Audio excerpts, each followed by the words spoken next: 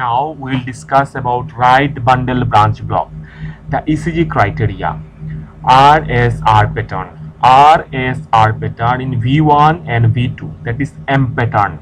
QRS is wide, more than 0.12 second, that is more than 3 small squares. Other criteria: broad, deep S in B5 and B6. Broad, deep S in B5 and B6. Also in lead 1 and AVL.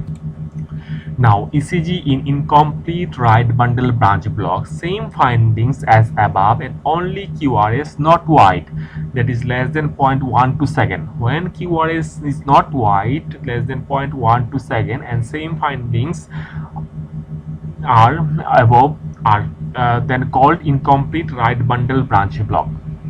What are the causes of right bundle branch block? The causes are normal variant, common, coronary artery disease, atrial septal defect, right ventricular hypertrophy, chronic pulmonary embolism.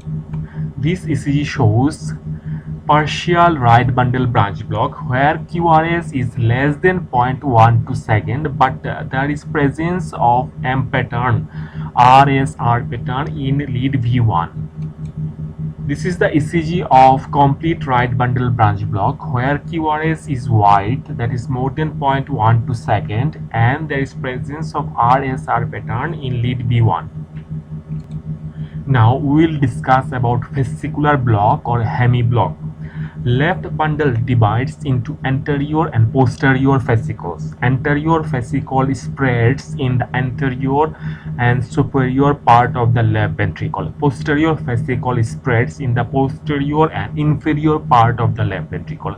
Fascicular block is diagnosed by looking at the axis deviation. Fascicular block are of two types: right bundle branch block with left anterior hemi block, right bundle branch block with left anterior hemi block in the anterior fascicle, and right bundle branch block with left posterior hemi block in the posterior fascicle. ECG in RBBB with left anterior hemi block that is called, here ECG will be right bundle branch block with left axis deviation.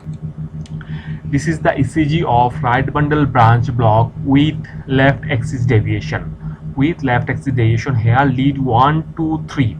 In lead 1 there is tall R wave, and in lead 3 there is deep S wave. So it is left axis deviation, and in lead B1 there is RSR pattern or M pattern.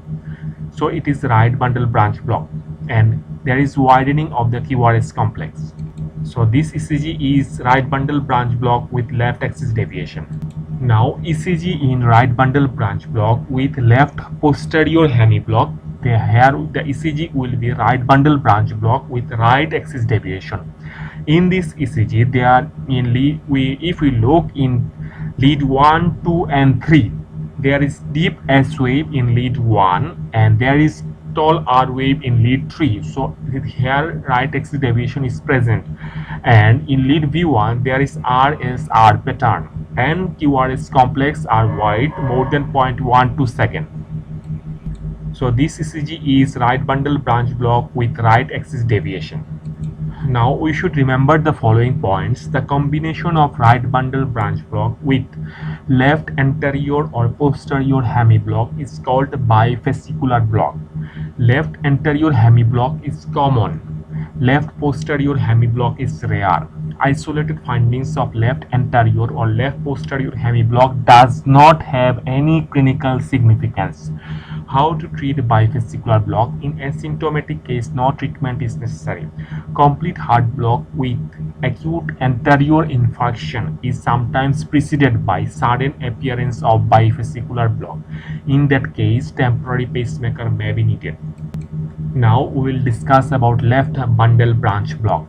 The ECG criteria are RSR pattern in V5 and V6, also in lead 1, AVL, M pattern. QRS is wide, more than 0.12 second, that is 3 small squares. ECG is QRS looks wide from lead 1 to all leads, a clue for diagnosis. So a clue for diagnosis is QRS looks wide from lead 1 to all leads. Here is the ECG of left bundle branch block. Here QRS is wide in all leads and M pattern QRS complex is seen in lead V5 and V6. Now, what are the causes of left bundle branch block? The causes are coronary artery disease, acute myocardial infarction, cardiomyopathy, aortic valve disease, stenosis or regurgitation, left ventricular hypertrophy, hypertension, myocarditis. How to diagnose LBBB clinically? On auscultation, there is reverse splitting of the second heart sound. How to treat left bundle branch block? Treatment of primary cause in acute myocardial infarction. If there is new LBBB, temporary pacemaker is indicated.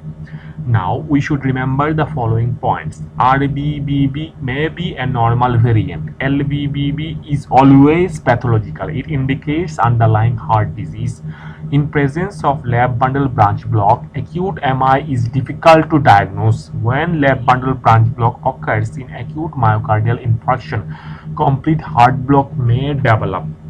Old anterior MI may also be difficult to diagnose in presence of left bundle branch block. Small q in V1 to V2 may be present normally in left bundle branch block.